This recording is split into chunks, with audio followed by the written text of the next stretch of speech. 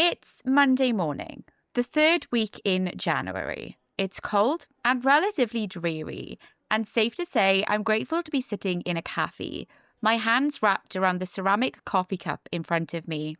The cafe itself is a Valleys staple, instantly recognisable to anyone who, like me, grew up in the South Wales valleys. It's the Italian kind, the type that once dotted towns across South Wales in their hundreds. They were so prominent that before the Second World War, there were almost 300 family-run Italian cafes in Wales, most of them in this region. Many bore their family names: Savini, Bracchi's, and Sidoli's. Even the famed Joe's Ice Cream in Swansea started life as one. The Italians came because the valleys mattered economically, and for the most part, they were welcomed with open arms. Unlike their Irish counterparts who faced a significant amount of xenophobia, the Italians were absorbed by the valleys, loved, with only a handful of incidents reported towards them during that era. One of which involved an Italian ice cream vendor having been forced into his portable ice cream trolley. These cafes are a Polaroid of that era, a reminder of when the valleys were vital to the British economy. It's easily forgotten that the first ever global £1 million cheque was signed in the coal exchange in Cardiff in 1904, when France purchased the very coal upon which these communities were built. The mines were a magnet, pulling in people from across the UK and further afield. But that's not to glamorise the job. It was dark, bleak, and deadly, but it was work. It meant a wage, and importantly, it meant community. The same faces day in and day out. Money was always tight, but there was pride in being a miner. Pride in knowing your brothers, uncles, cousins, and neighbours were down there with you. There was a sense of equality among men, a joy in knowing that in many ways, tomorrow would be just like today. At the centre of that community was more than just camaraderie. There was a shared struggle and a habit of mutualism that ran through working class life in Wales. Trade unions, medical aid societies, chapels, cooperatives, and strike funds. Long before Westminster built a welfare state, the valleys had built their own. It's no coincidence that the NHS was built on the foundations that the Tredegar Medical Aid Society had already laid. Nye Bevan didn't invent universal healthcare from scratch. He scaled up a pre-existing Welsh system that miners had funded collectively so that no family went without. And then, in what feels like no time at all, that way of life was gone. The valleys were transformed. The pits closed. The institutes faded. The brass bands stopped playing, and union membership shrank. The old certainties that structured life here had slipped away. The Cynon Valley, where this cafe now sits, held out for slightly longer.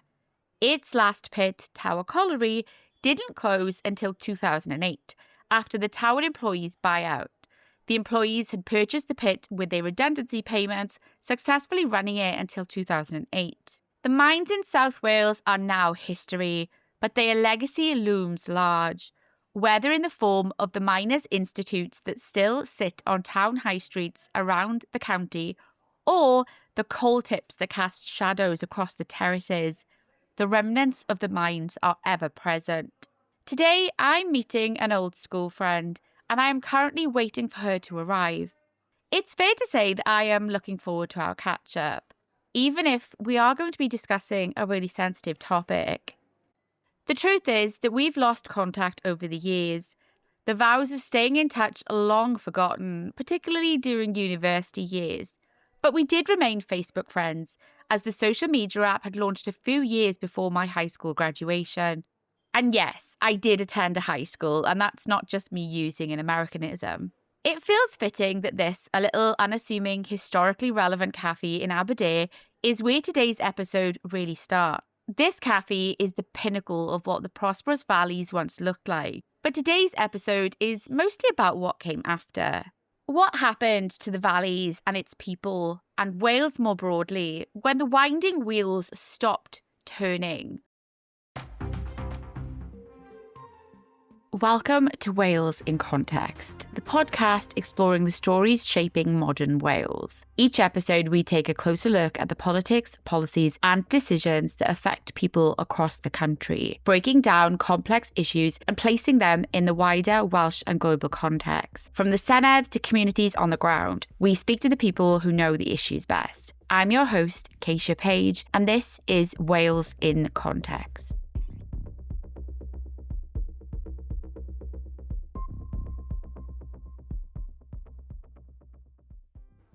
She's arrived. We've sorted her a coffee, and now it's time to get into the bones of this episode and exactly what Jamie is here for, to share what it feels like to rely on the welfare system in 2026 and how policy decisions made in Whitehall actually filter down into kitchens, lunchboxes, rent payments, and childcare. Jamie is 35 and from Aberdeen. She's a mum of three whose life has been shaped by policy decisions that were made hundreds of miles away. Before having children, Jamie held several positions, at times working as a caregiver, a retail assistant, and even a childcare provider herself, before deciding to have her own children. The two eldest were born during her first marriage, but when that ended, she found herself having to rebuild her life. A few years later, in 2019, baby number 3 came, and shortly after, she found herself as a single young mum of 3. Just 2 years prior to the birth of her third child, the Conservative government had brought in the 2-child cap. The 2-child cap didn't change her politics so much as it changed her budget, her priorities, and her ability to stretch for things that she wishes she could afford. Now, her weekly spending reviews posed more questions than answers. That was just for the weekly shop, let alone the expenses on occasions like birthdays or Christmas. Jamie's story is entirely true. She has furnished me with plenty of letters from the DWP and the like. The only lie here being that her name isn't really Jamie, and her voice has been altered for privacy reasons. There are a few reasons for this, but none of them being because she's ashamed. She isn't. But she is concerned for her children, for how small the valleys really are, and how interconnected we find ourselves. The valleys are an endless game of separations, and the idea of her children being identified is what truly scares her the most. She doesn't fear people judging, she fears them judging her children. I don't want them being written off because of their upbringing before they've even had a chance to get going. I want them to believe that they can be barristers or actors or football players or secret agents if that's what they like, you know? I don't want other people planting the seed that it's not possible because of where they are or what benefit their mother claims. I don't see myself as dependent on anyone. I see myself as someone who currently needs help. And I have learned to be okay with that. Jamie isn't ideological. She's pragmatic, opinionated, and tired of being talked about rather than spoken to. Her views on immigration, welfare, and fairness come from lived scarcity rather than party lines. In many ways, she doesn't care who's in charge, and she tells me that repeatedly. Because to her, none of them relate and none of them are willing to help. She detests the idea that she's entitled, that there is anything wrong with admitting when you need help. While she often wishes that things were different, she also refuses to apologise for the place where life has taken her. Jamie's story isn't a think tank case study, and that is why she's here with me today. It's the reality of what happens when abstract policy lands in a family kitchen in South Wales. Welfare, for her, isn't laziness or dependency, it's logistics, love, compromise, and the quiet work of keeping 3 children afloat. And part of the problem with the 2-child limit and welfare more broadly is that we've learned to talk about poverty without ever talking to the people who actually live inside it. For years, people on benefits have been scapegoated, blamed, and stigmatised as scroungers, shirkers, and dare I say that awful word, chavs. But the reality is just never that simple. And oftentimes those on benefits are the byproduct of political decisions, social situations, and geographical poverty patterns that are often overlooked. For Jamie, the 2-child cap hasn't been an abstract debate about fairness or budget constraints or dependency.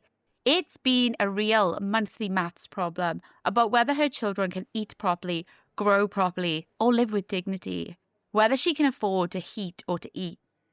I always hear banging on about incentives and dependency and all that, but they don't see the bit where you're stood in Tesco with the calculator out trying to make the meal plan stretch without the kids noticing, or when the school sends that letter about trips or costumes or packed lunches and you're already behind on gas.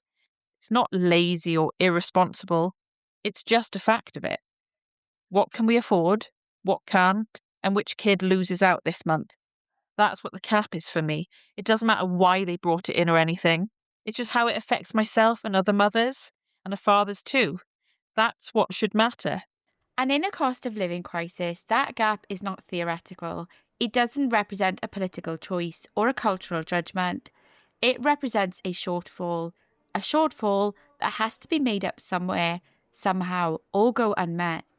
She's taught herself to budget, she tells me, but even with the best willpower, sometimes it's not that easy. I'm not afraid to say that I've had to use food banks. It's not something I'm proud of. I've hidden it from the kids. I don't want them to worry, the older ones especially, but once or twice I've had to use them. Jamie is one of tens of thousands of parents in Wales affected by the two-child cap, a policy introduced in 2017 on the logic that restricted support would encourage responsible family planning and, of course, save the Treasury money. It was an ideological reform designed to change behaviour through scarcity. The two-child limit denies financial and welfare support for a third or subsequent children unless the parent can prove, quote, exceptional circumstances, end quote. In Westminster language, it was framed as fairness, arguing that those who work should be better off than those who do not. It overplays the idea and myth that people are having children purely with benefit money in mind, and ignores those who find themselves needing to claim when that was never their plan. In practice, though, it has done something far simpler but much more cruel. It has forced families to make even more difficult decisions, to decide which corners to cut and which expenses are no longer something they need to pay. I asked Jamie when she first felt the impact. It was when he was about 6 months old. Everything had already gone up. Nappies, formula, all the baby stuff. And the money just didn't go up with it. I remember thinking, this can't be right. How do they think we're meant to do this? It always has to come from somewhere, and when there's nowhere left, it just doesn't. And on those occasions, the kids just have to go without. The cap itself sits inside a wider web of conditionality that underpinned universal credit, a new system of benefits that was brought in under the coalition government in 2010. The system was designed to be automated, disciplined, and means-tested to challenge the, quote, benefit culture that had dominated much of the Conservative Party's political agenda for the time. Very often, it tended to view poverty as a behavioural problem rather than a structural one. And that matters, because when we start to see poverty as an individual problem, we generally place the blame on the wrong people. We see them as wholly responsible for their own issues and ignore the wider causes. Let's take where we are at the moment, the Rhondda Cynon Taf, as the perfect example. When the mines closed, whole communities that had once been built around a single industry were suddenly left without one. Generations of specialised skills become obsolete almost overnight, and the industrial networks that sustained the area economically, socially, and culturally collapsed in real time. The pits didn't just provide wages, they provided purpose, identity, and pride. Once they were gone, nothing of similar scale ever replaced them. Previously, children had left school knowing what awaited them, an almost guaranteed job down the pit. A job where you knew everyone you were working with, you knew what was expected, and you knew that everyone around you was earning a similar sum. Gone was that job promise. And instead, you were left competing for the small amount of jobs that existed, fighting alongside your peers in a way that would never have happened before. It is mostly the coal mines, and they do dominate the story of the valleys, but it is other businesses too. Take the Burberry factory that previously operated in Treorchy. For decades, it had been one of the largest employers in the valleys, providing consistent and steady work. Opened in 1939, it was a staple in the community and remained so for decades after the coal mines closed. I remember it well and distinctly remember visiting the store that was attached to it. When Jamie and I were in high school, Burberry tights were a popular trend, and I remember with excitement when I was taken there to buy a pair for myself. They only lasted a few weeks, but for that brief period, I felt like Victoria Beckham. Then, in 2007, it was announced that the factory was closing, with production moving to China. At one point, it had employed thousands of Valley's people, but at the time of its closure, that number was already down to 300. Workers and residents had fought against it with a campaign, and in the end, they held a symbolic final march through the streets with banners and choirs. But the closure went ahead, leaving many of the former employees uncertain about their futures and reminding the community of the broader industrial decline that has hit the valleys over the decades. The emotional response from the community reflected not just disappointment at losing jobs, but a deep sense of loss for an institution that had been the heart of Torquay life. It's not that people refused to work, it's that there was no longer any meaningful work to replace what had been lost. Manufacturing didn't arrive. Tech companies didn't fill the void. Investments were not made. And today, there are still very few industries operating in the valleys, not many that offer long-term security, upward progression, or wages that can reasonably sustain a household. And there are further structural issues that have undoubtedly contributed to this. Public transport in the valleys is expensive, clunky, and often unreliable, making travel for employment in Cardiff or further afield difficult for anyone without a car. And that's if you don't have children. Add children into the mix, and it's all the more complicated. For us in the smaller of the Rhondda valleys, there isn't even an active train line. And if you do have a car, you then have the cost of fuel, the worry of where to park, maintenance that often reduces the financial incentive to find low-paid jobs outside of the valleys. For many, the finances just don't add up. In those circumstances, it is not the individual who has failed, but the system and the geography, economics, and history that has shaped that situation. Yet the rhetoric has rarely acknowledged that. Instead, the narrative of meritocracy has encouraged people to believe that economic outcomes are the inevitable consequence of effort and personal worth. And when that becomes the dominant story, those who struggle are left to internalize that idea, the idea that their hardship is their own doing, rather than a predictable result of structural and political decisions that were out of their control. And yet still, the narratives have tended to lean further towards that, blaming the individual, with TV shows such as Benefit Street and Jeremy Kyle only adding fuel to that fire. I ask Jamie if she has ever felt judged. Oh yeah, people don't say it, but you see it, you feel it. Like you've somehow failed at life by needing help to keep your kids alive. They think it's a choice, that I'm lazy or a shirker. She goes on to tell me the shame is all the more present when it involves anyone who remembers you from before. It's why, she tells me, she didn't engage in our previous attempts to organise a high school reunion a few years ago.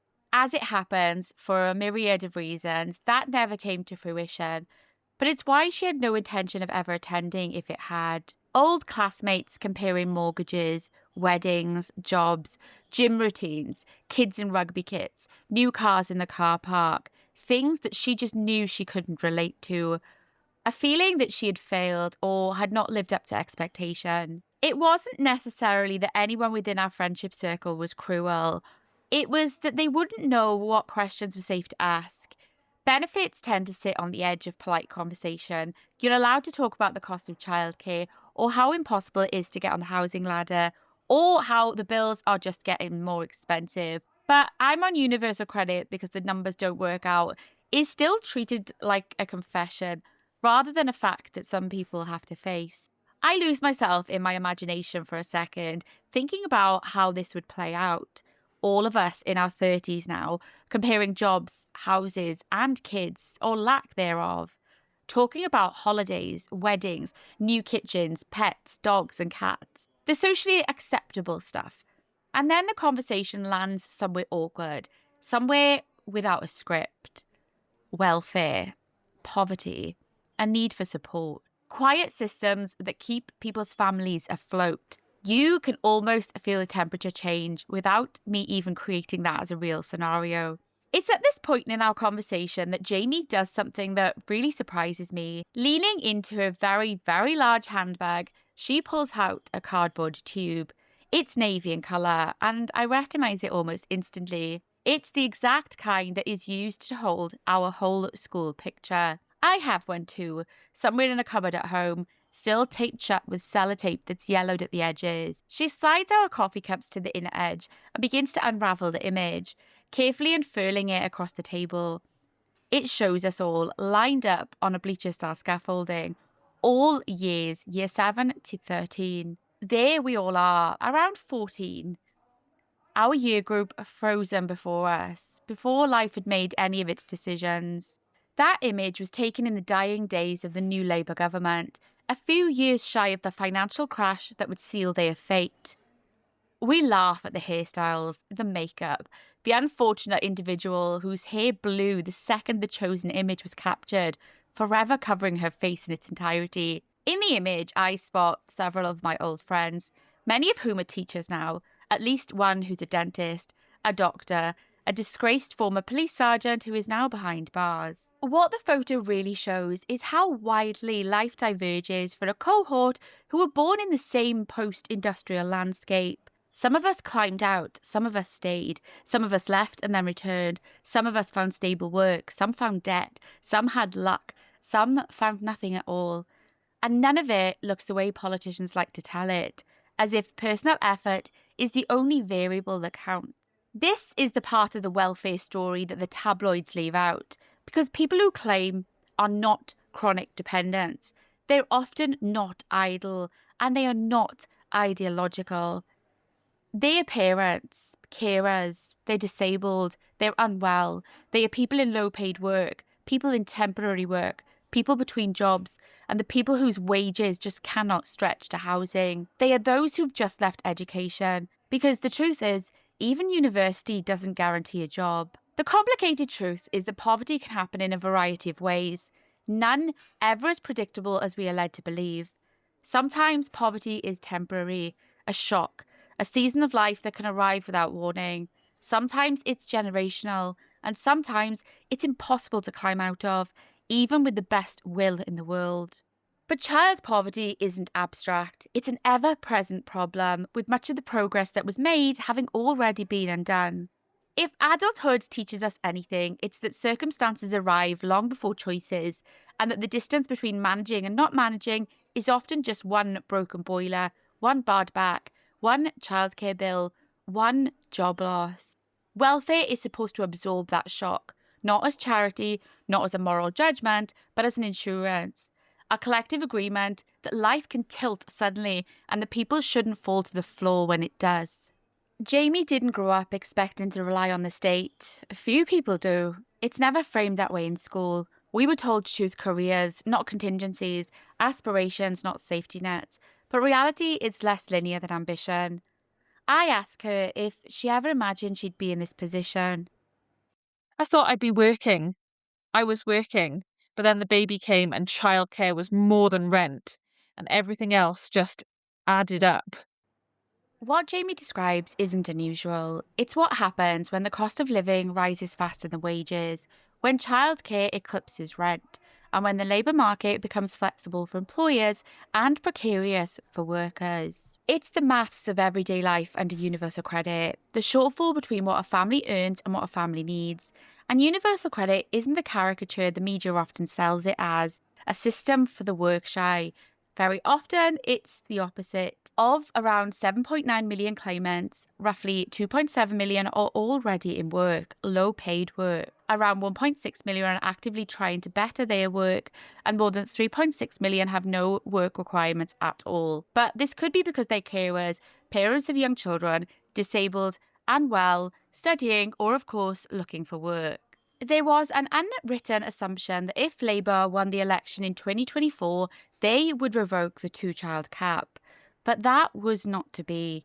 In fact, it wasn't until November 2025 that they confirmed it would be scrapped, and even then it seemed to be under pressure. The policy change will take effect in April 2026. It's a decision that, for the most part, has been welcomed, with charities suggesting that it could lift hundreds of thousands of children out of poverty. But there has, of course, been some political discussion and discourse around it, specifically by Reform leader Nigel Farage, who has very much flip-flopped on the issue. On the 27th of May 2025, in a speech, he admitted that he supported its removal arguing that it was part of his family-focused approach.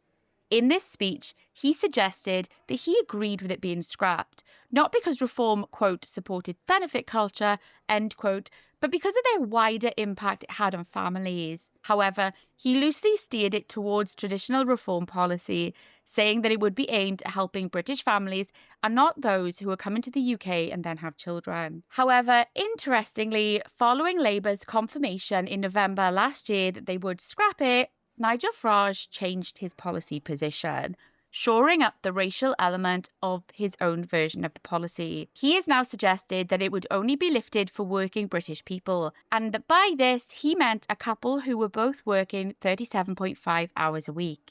Labour reacted to this, suggesting that its research showed that this would only lift 1,700 children out of poverty, less than 1% of the expected total via their policy change version. I gently steer the conversation with Jamie in this direction, wanting to know how she, as a claimant herself, feels about it all. She hesitates before answering.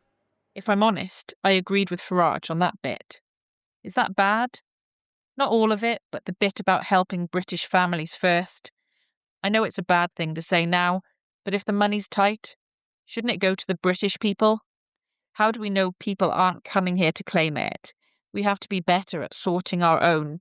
Answering this question, it was the first time she stumbled during our conversation, and I can tell she's nervous admitting it. But to her, the sentiment makes perfect sense. This is a kind of scarcity logic, like the kind of marketing that some businesses use.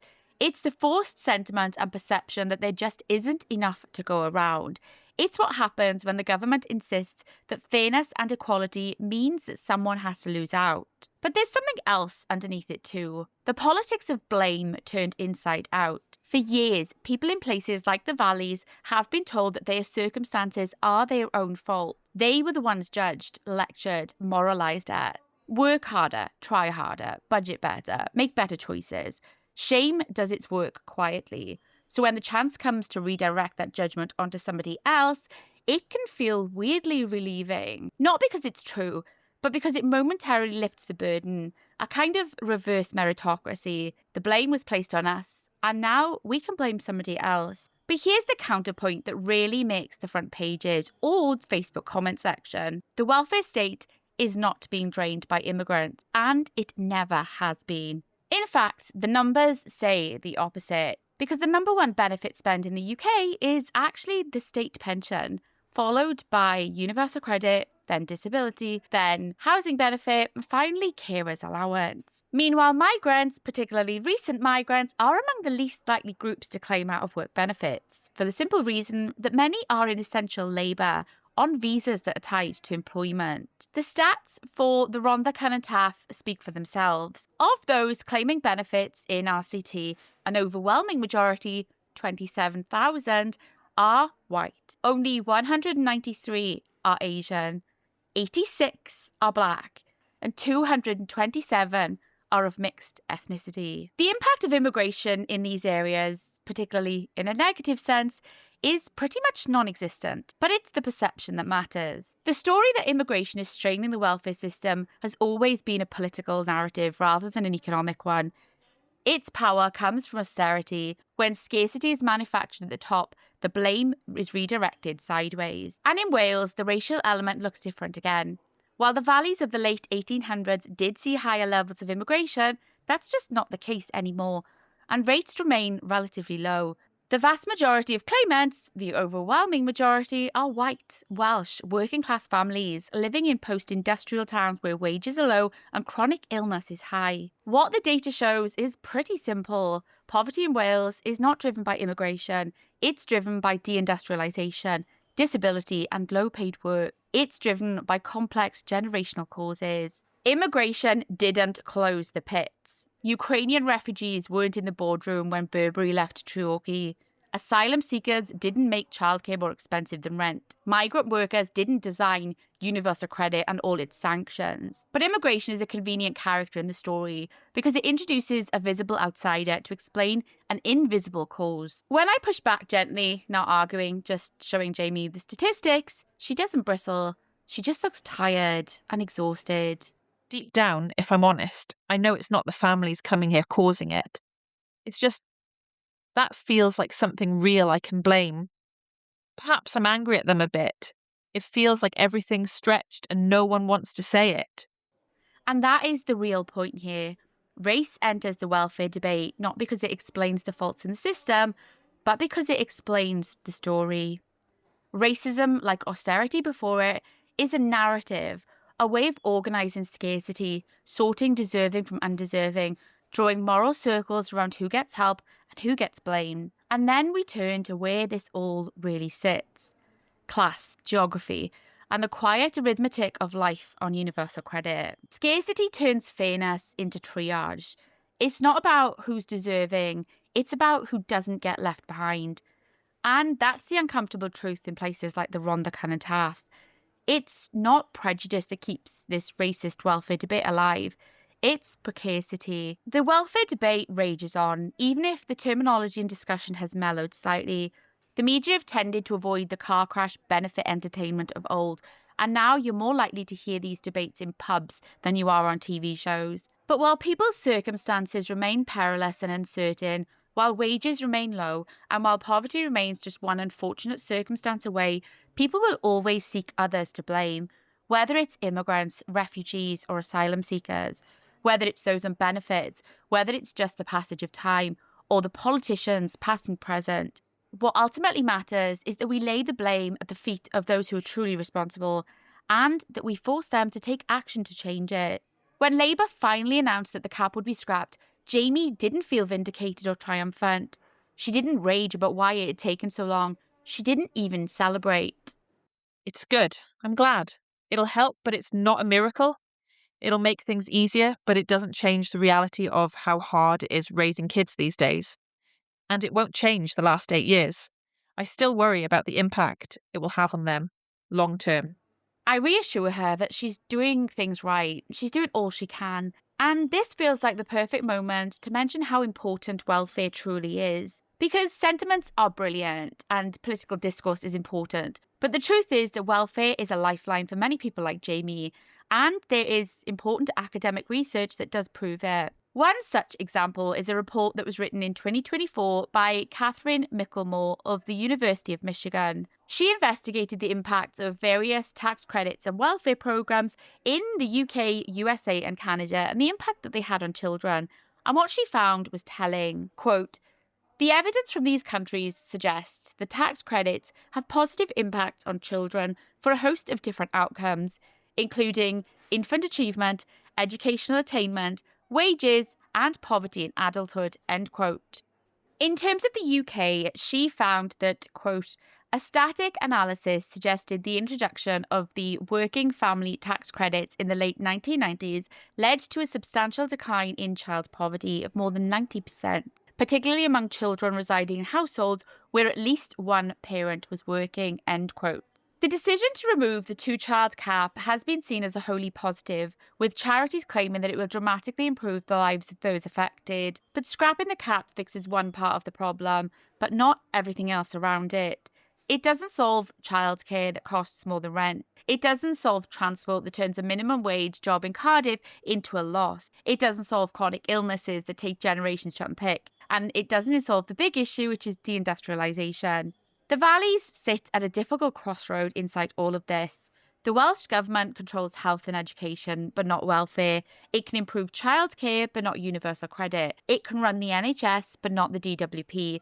It can shout about poverty, but not redesign the system that produces it. For Jamie, welfare isn't ideology, it's logistics. It's how you turn one income into 3 kids' school shoes and a packed lunch that doesn't make them stand out. It's how you stretch for birthdays. It's how you keep the lights on. We once again roll out the school photo before she leaves, wanting to look at all those faces, frozen before any of our life was decided. The thing politicians struggle to admit is that welfare is not there to reward good behaviour.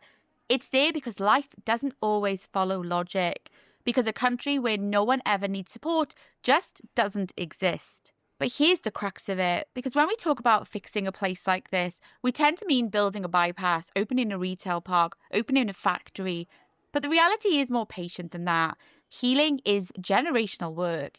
Yes, it means jobs, but it also means decent housing, transport that doesn't cost an arm and a leg, childcare that makes employment worthwhile, education that fits the labour market, and other important factors that are generally not considered in debates like this. You cannot fix the valleys with a single policy because it wasn't a single policy that broke them.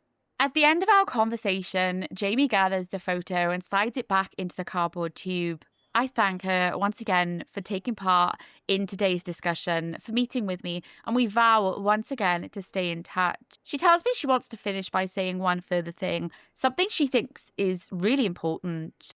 I don't think I'll need help forever. I just need it now. That's all it is, temporary.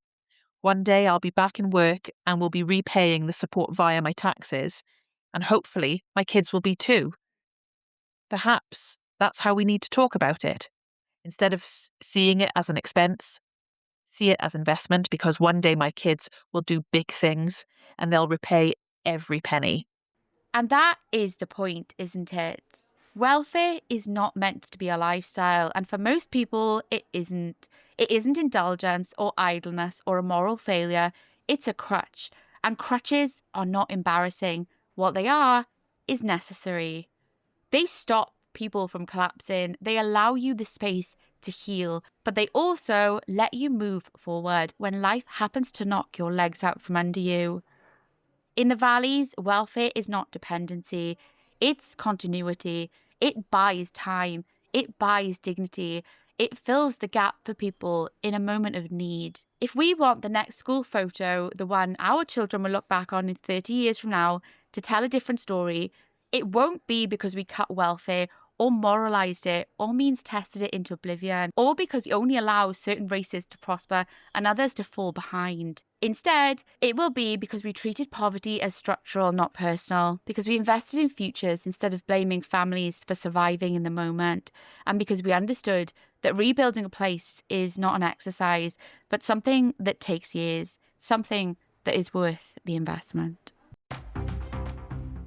You have been listening to Wales in Context. If you enjoyed this episode, make sure to follow the podcast and share it with someone interested in the future of Wales. All notes and resources from today's episode can be found in the show notes. You could also follow Wales in Context on TikTok, and if you'd like to support the podcast, please consider leaving a comment or a review. Thank you for listening. Diolch.